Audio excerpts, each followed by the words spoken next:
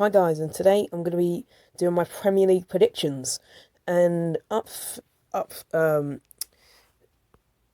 so from relegated to who I think is going to win the league. So bottom of the league, I'm going to go with Watford. So Watford, their squad, they don't have the best squad depth. Good squad depth for the Championship, but for the Premier League, the quality of players is not the same. Their squad is not that great. They the transfers they've brought in Danny Rose on a free transfer. He's a bit old now. Dennis from Club Bruges, who is definitely untested. He's definitely untested as a Premier League player. And Josh King from a free transfer from Everton, who he did nothing at Everton. He's already been relegated in the past. Watford's squad, this is a Championship's quality squad. This is not a Premier League quality squad anymore. Losing the likes of Decore and I'm pretty sure Capu might be on his way out. This squad is not the same. I don't know how Ismaila Sarr is still at Watford, but this is not a Premier League quality squad anymore. So yeah, I don't think they're going to stay. In 19th, I'm going to go with Norwich.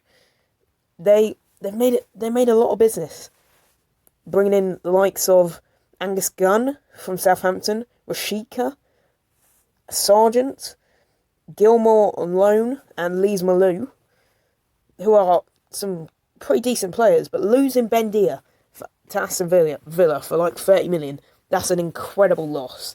And those signings that they made, the only one that's quite creative is Rashika, but I don't know if he untested in the Premier League, obviously, but I don't know if he's going to be that good. So I'm putting Norwich in 19th. And for 18th, I'm going to go with Crystal Palace. Just bringing in Vieira, who's quite an inexperienced manager, I'd say. But who they brought in? The main player is Anderson from Lyon. Good centre-back, already tested in the Premier League last year with Fulham.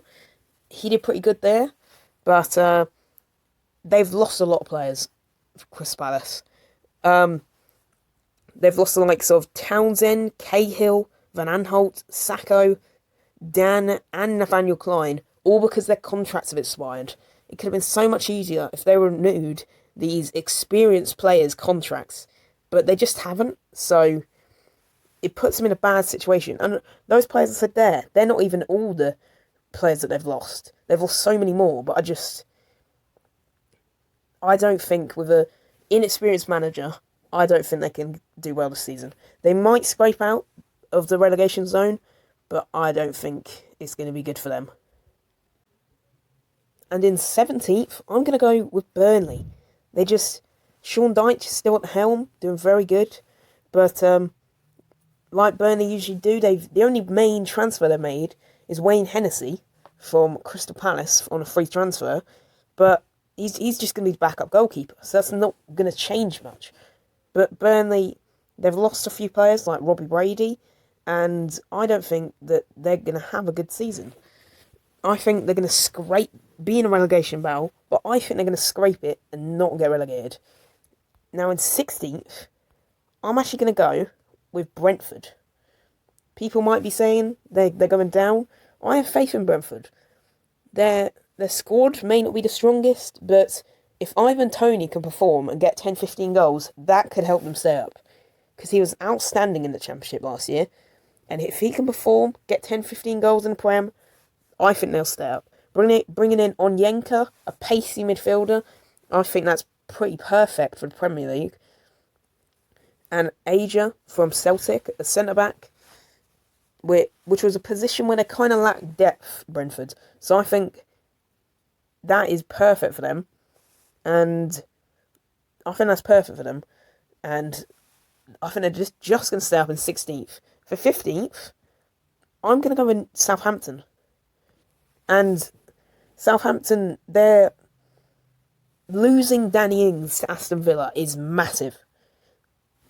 Just it's a massive loss. He got 10 to 15 of their goals last season. A majority of their goals were like half of their goals coming from Danny Ings. Without those goals, they're going to be struggling. They're going to be in this relegation fight, but I think they're going to be okay. Che Adams got a few goals last season, but if he can rack up a few more goals, I think Southampton will be alright. Bringing in Theo Walcott, who they did have on loan last year, he didn't have much of an impact last year, so this year I don't think he's going to make much of an impact, so that's kind of a irrelevant transfer. In 14th, we're going to go Brighton. Brighton, they've signed Mwepu, who is a decent midfielder, got a bit of pace about him, but losing Ben White, I think they'll still be okay with that. Losing Ben White, I think that's not going to be that much of a problem for them, because they still have so many other centre-backs, like Dunk, like Veltman, Dan Burn, Webster. They still have an array of centre-backs that I don't think of a similar quality to White, but just at different ages, that I don't think Brighton are going to suffer that bad. So Brighton in 14th, and the mid-table section, 8th to 13th. In 13th, I'm going to put Newcastle. Newcastle, they haven't signed anyone at all, which is not that good for them. But losing experienced players like Andy Carroll, Lejeune, and Christian Atsu could be quite a big loss for them. But if Callum Wilson's on the form, St. Maximin and Almiron are providing for him, I think 13th is where Steve Bruce's Newcastle could be. In 12th, I think we're going to go for Wolves. Wolves, obviously, Raul Jimenez is coming back, but I don't know if that's going to be that great. I don't know if he's going to be as great after a head injury, when quite a few of his goals actually came from heading. So, I don't know if... I think they'll be fine, Wolves, but I don't think they're going to be pushing Europe. So, I'm going to have Wolves in 12th. Some of the business they've made, bought in Jose Sarr and Trincao, some decent players. But losing Patricio, very experienced Premier League goalkeeper, is quite a big loss for them. In 11th, I'm going to go with Everton. They obviously, Rafa Benitez is the new manager there, but I'm not that confident in Everton. Losing Walcott doesn't really matter to them, but the signings they've made, they're in a similar place to where they were last year. Just they're like wherever they finished around 11th last year, and I think they're going to do it again, because the signings they've made, Andros Townsend, Asmir Begovic, and Damari Gray, they're decent signings. They're squad depth, but they're not going to light the world alight. Lit the world alight. But they're not incredible signings. So I think that Everton team, which is there now, and Rafa Benitez says he doesn't want James Rodriguez, which I think could be a mistake for him. But I think 11th is where I think that Everton are going to wind up. In 10th, I'm actually going to go with Leeds. Leeds, slight downgrade from when they finished last season in 9th, but it all depends on how other teams do. Leeds have strengthened their squad, bringing in Jack Harrison, who they did have last year, and he was outstanding. 6 goals, 10 assists, I think. If he can continue form like that, he will end up being an incredible transfer for Man City. And also, bringing in Junior Firpo to replace Alioski is a decent move, bringing him in for around 13 million. So I think Leeds, so with the signings they've made, Leeds have developed as a squad. They've got, I think, a slightly better squad than last year, but some of the other teams I think are just going to do slightly better. So I think 10th for Leeds is fair. So in 9th, I'm actually going to go for West Ham. I know they were pushing for Europe last year. But for West Ham, they got European football. They're in the Europa League, but their squad depth isn't that great, and they haven't made many signings to make that better. So I think Knight for West Ham's pretty fine. West Ham, the signings they've made, they brought in Areola, which is a good goalkeeper. He's probably going to be fighting for games for Fabianski. So I think Knight for West Ham is fair. Now, it's down to the big teams. In 8th, I'm going to go with Aston Villa. They've made some very good signings, including signing Leon Bailey, the Jamaican winger, Emmy Buendia, who has already been mentioned in this video, for 30 million, and Danny Ings for 30 million, which is...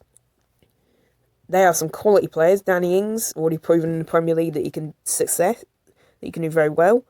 Buendia, proven in the Premier League, I think he can do very good this year. Leon Bailey, he was outstanding in the Bundesliga, putting up incredible numbers, so I doubt he's going to flop. Also bringing in Ashley Young and Tuan Zabi for a bit of squad depth, and they're former Villa players, so they'll probably fight for the badge. So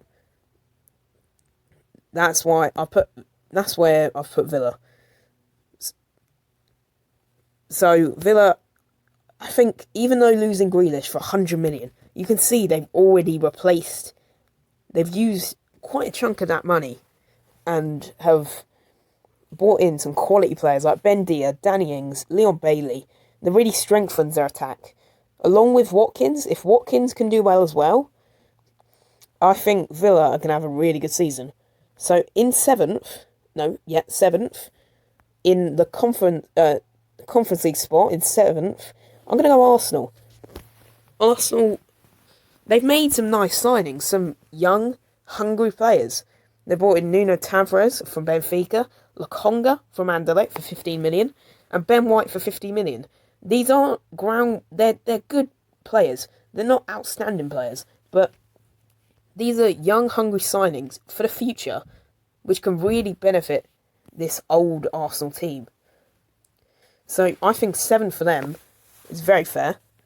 In 6th, however, so it's the big teams left: Chelsea, Leicester, Liverpool, Man City, Man United, and Tottenham. In 6th, I'm going to go with Tottenham. New manager, Nuno Espirito Santo, has succeeded in his previous job at Wolves, and they've made some nice signings as well. Tottenham and Arsenal made some nice signings. Tottenham bringing in Romero from Atalanta, who was one of the best defenders in Serie A, for 45 million. 45 million is quite expensive for him, but they needed a centre-back. And I think Atalanta took advantage of that. Tottenham needed a centre-back with Toby Alderweireld on his way out. That's why he cost us 45 million. He's good on the ball and good header for the ball as well.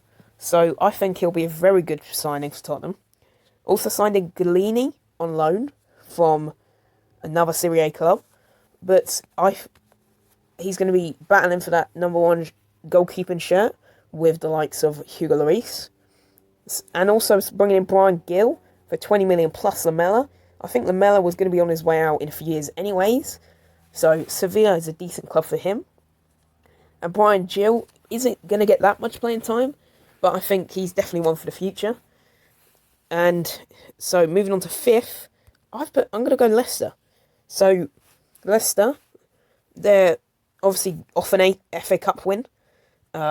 They've made some good business, bringing in the likes of Patson Daka to replace, or start to replace, an aging Jamie Vardy. And he costs 20 million, which is a very fair price for a player of his quality from Red Bull Salzburg. They also brought in Sumar from Lille for 15 million, which is a very fair price.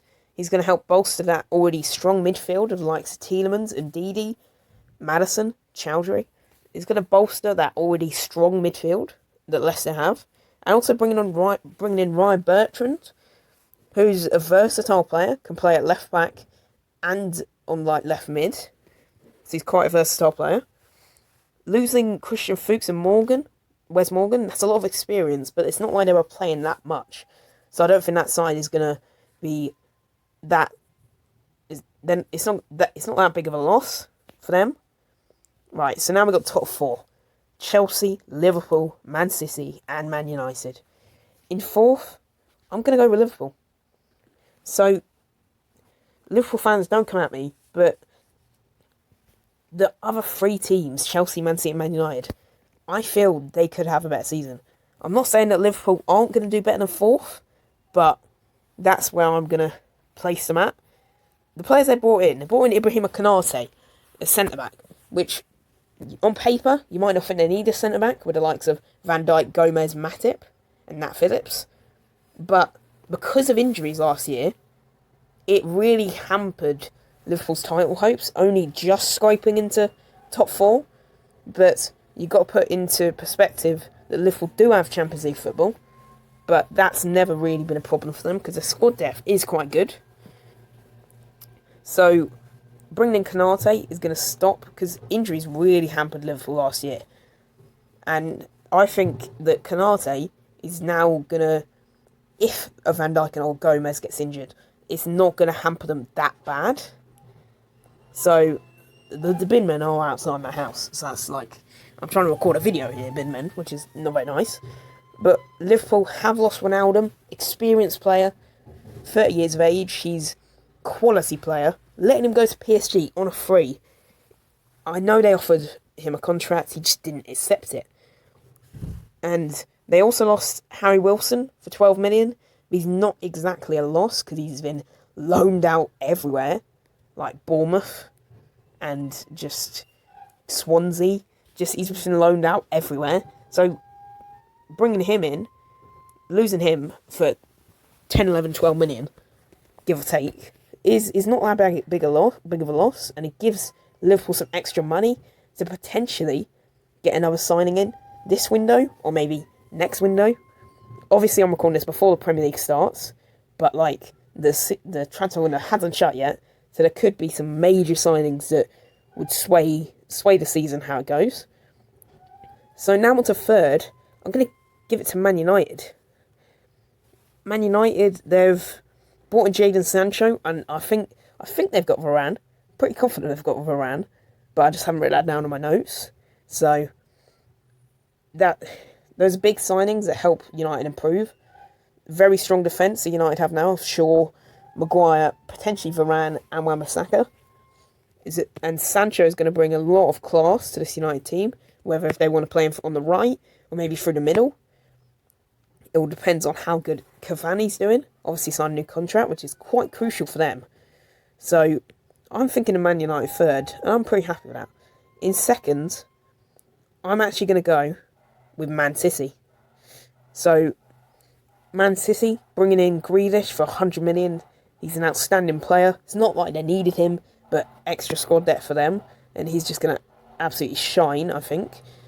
The thing that Man City lack now, they've sold Aguero, which, is you sold Aguero, your top goal scorer, I think, of all time, and you haven't really replaced him. The only striker you have is Gabriel Jesus, but he isn't a great striker. He gets maybe 10 goals a season, which for a City side that demands goals isn't that great. But they kind of need a striker, unless they're planning on playing De Bruyne or Sterling or Grealish through the middle. I don't know exactly what they're going to do. They were linked with Harry Kane, and if they get Harry Kane, they could win the league. The top 4 all depends on signings and how good they actually do. So, but Man City also lost Eric Garcia and Jack Harrison. Those two weren't used by City much, so it's not that big of a loss, giving them a bit of extra money. But first, I am going to give it to Chelsea. Chelsea, they haven't actually made any signings yet. They've sold Tomori to AC Milan, and Giroud to AC Milan as well. They haven't actually made any signings, but they're linked and nearly got a deal for Romelu Lukaku. And he is a game changer. He can score 15, 20 goals. The top 2, Chelsea and Man City. Man City may sign Grealish and Chelsea sign nobody. But, if Chelsea get Lukaku and Man City don't get Kane, that could change the title. But if Man City get Kane and Chelsea don't get Lukaku, I think the title race is between the top 4.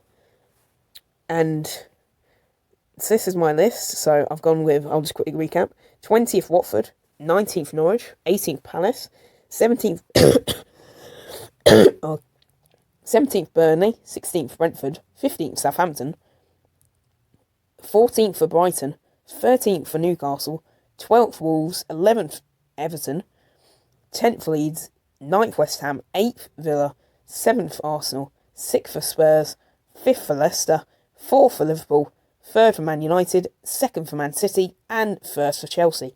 You can agree or disagree with this in the comments. Obviously, it depends on transfers. Like, if Chelsea get Lukaku and Man City get Grealish, that could change the whole title race. But that's going to be the end of the video, guys. I know it's a bit of a long one. I'm going to have to speed it up and shorten it down, but yeah. Bye, guys.